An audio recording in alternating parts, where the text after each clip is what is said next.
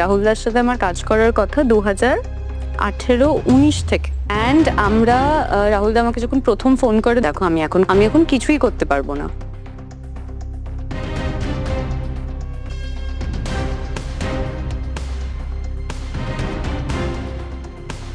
এবার রাহুল মৃত্যুর চাঞ্চল্যকর তথ্য বেরিয়ে আসলো।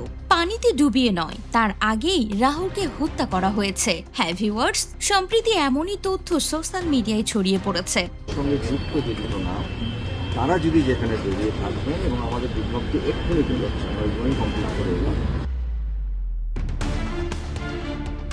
রাহুলকে নাকি এক দফায় নয়, 2 দফায় শেষ করা হয়েছে। প্রথমে তাকে হত্যা করা হয়েছে, তারপরে পানিতে ফেলে দেয়া হয়েছে, যাতে সবাই মনে করে যে সে পানিতে ডুবেই মারা গিয়েছে।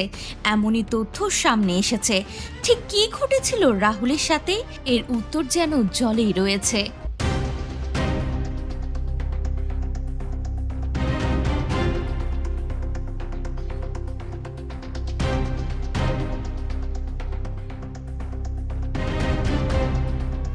ওই প্রোডাকশনের সঙ্গে যুক্ত, ওই নামের সাথে যুক্ত তাদের কারোর সাথে আমরা কোনো কাজ এই মুহূর্তে থেকে করব না, যতক্ষণ না নয় পাবলিকলি বা কোর্ট থেকে। জলেই লুকিয়ে রহস্য।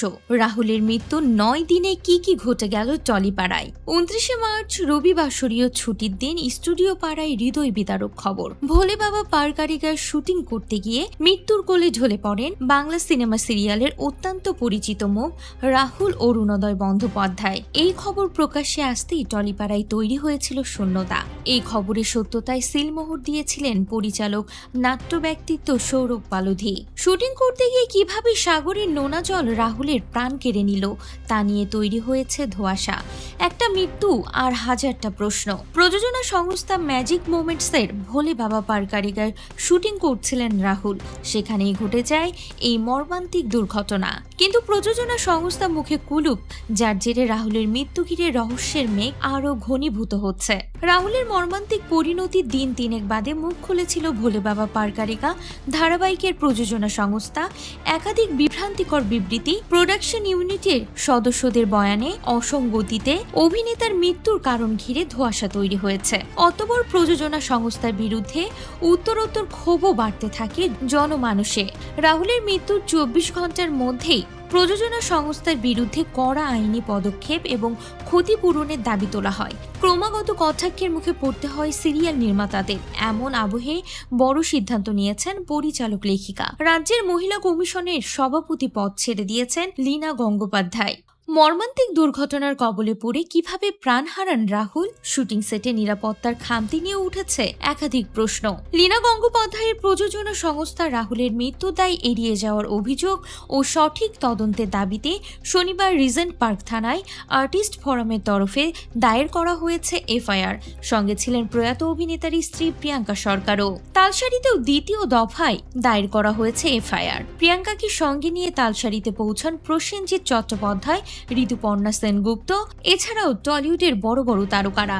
ভারতীয় ন্যায় সহিংসতায় 3টি ধারায় অভিযোগ দায়ের করেছেন প্রিয়াঙ্কা। রাহুল অরুণোদয় বন্দ্যোপাধ্যায়ের মৃত্যুতে রূপালী জগতে বিদ্রোহের আগুন। অভিনেতার বেঘরে প্রাণ চলে যাওয়ায় এই দায় কার, এমন প্রশ্নে সরগম হয়েছে স্টুডিও পাড়া। উঠেছে জাস্টিস ফর রাহুল স্লোগানও। 4 এপ্রিল রিজেন্ট পার্ক থানায় অভিযোগ দায়েরের পর টেকনিশিয়ান স্টুডিওতে জমা হন আর্টিস্ট ফোরামের সদস্যরা। সেখান থেকেই রাহুলের মৃত্যুর সঠিক বিচারের দাবিতে রাজপথে পায়ে পা মিলিয়ে হাঁটেন টলিপাড়ার শিল্পীরা। প্রিয় রাহুলের জন্য একজোট বাংলা সিনে দুনিয়া। 7 এপ্রিল মঙ্গলবার থেকে স্টুডিও পাড়ায় সিনে দুনিয়ার সমস্ত সংগঠন সম্মিলিতভাবে অনির্দিষ্টকালের জন্য কর্মবিরতির ডাক দিয়েছিল। এদিন সকাল থেকে টলিপাড়ায় দফায় দফায় চলে ম্যারাথন মিটিং। আর মিটিং শেষে সাংবাদিকদের মুখোমুখি হয়ে প্রসেনজিৎ চট্টোপাধ্যায় জানিয়েছেন কোনো কর্মবিরতি থাকছে না, তবে ইন্ডাস্ট্রির সকলের মিলিত সিদ্ধান্ত ম্যাজিক মোমেন্টসের সঙ্গে কোনো শিল্পী কাজ করবেন না। আউটডোরে শুটিং চলাকালীন রাহুল অরুণোদয় বন্দ্যোপাধ্যায়ের মর্মান্তিক পরিণতিতে ইন্ডাস্ট্রির তারকা টেকনিশিয়ানরা যেভাবে যৌথ পরিবারের মতো প্রয়াত অভিনেতার বিচারের দাবিতে সোচ্চার হয়েছেন বা ভবিষ্যতের কথা ভেবে অন্যদের নিরাপত্তার দাবিতে একজোট হয়েছেন তা লক্ষণীয়। এরই মাঝে মিটিং থেকে ফিরে সোশ্যাল মিডিয়ায় প্রসেনজিৎ চট্টোপাধ্যায়কে ট্যাগ করে নিষিদ্ধ শিল্পীদের কাজে ফেরানোর জন্য আগামী 72 ঘন্টার ডেডলাইন বেঁধে দিলেন টলিউড সুপারস্টার। পোস্টে উল্লেখ, আমরা সকলেই মীমাংসার অপেক্ষায় রয়েছি। রাহুল যেন মরে গিয়েও সবার মধ্যে রয়ে গেলেন, সবাইকে এক ছাদের নিচে করলেন, এমনকি নিষিদ্ধ শিল্পীদের আবারও কাজ শুরু করার সুযোগ করে দিলেন।